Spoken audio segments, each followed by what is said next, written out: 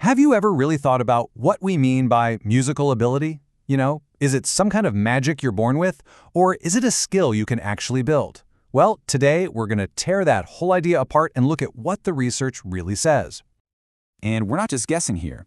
Our whole explainer is based on this really cool analysis by Yusuf Dursun and Turan Sağer, who sifted through tons of studies on this very topic to see what's really going on. So it all boils down to this one huge question. When we say someone is musical, what are we actually talking about? It sounds simple, right? Well, spoiler alert, it's not. See, the whole problem with defining musical ability is that it's tied to this even bigger, trickier word, talent. And how you define that changes pretty much everything. This quote from way back in 1993 absolutely nails it.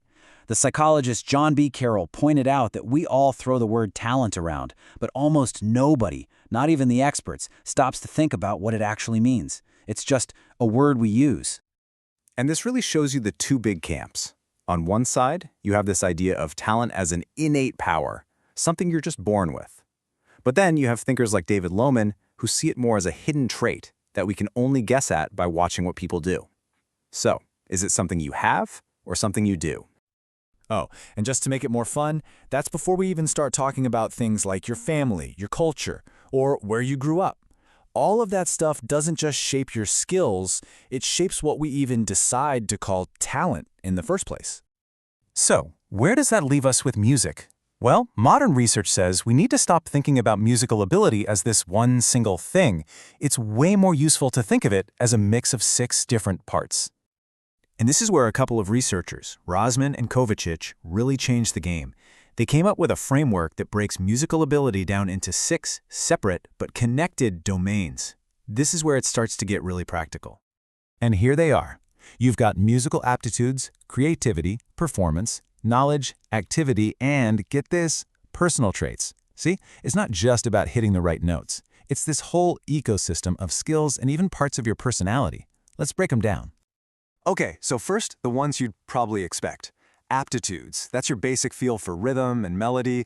Creativity is all about what you can do beyond the sheet music, like improvising or writing your own stuff. And performance isn't just about technique, it's that magic of actually connecting with an audience. But it doesn't stop there. There's also knowledge, music theory. Activity, which is literally just how much you engage with music. And this last one is a big one, personal traits. Think about that. Your motivation, your ability to concentrate, your passion for it, all of that is now considered part of your musical ability. How cool is that? All right, so this 6-part model is fantastic, right? But what are scientists actually looking at? When they study musical ability, where are they focusing all their time and energy? I mean, if it's this huge, complex web of different skills, what's the one thing that researchers keep coming back to again and again? The answer is actually surprisingly clear. And wow, the data could not be clearer. You look at the keywords in hundreds of studies about musical ability, and what do you see?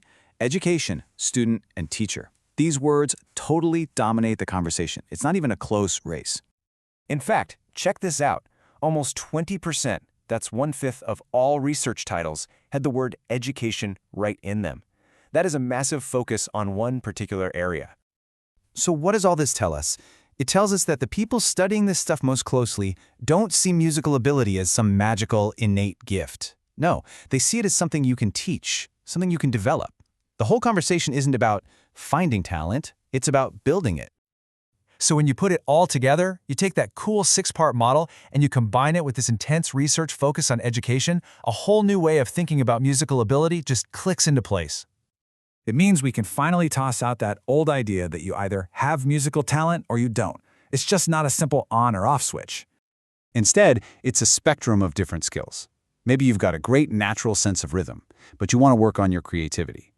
Or maybe you're a great performer, but you need to brush up on theory. Each one of those 6 areas is something you can develop, something you can grow. And that is exactly what that big focus on education is all about. Which leaves us with a final and honestly a much better question. The research is basically begging us to stop asking ourselves, do I have talent? And to start asking something way more powerful. How am I going to nurture it?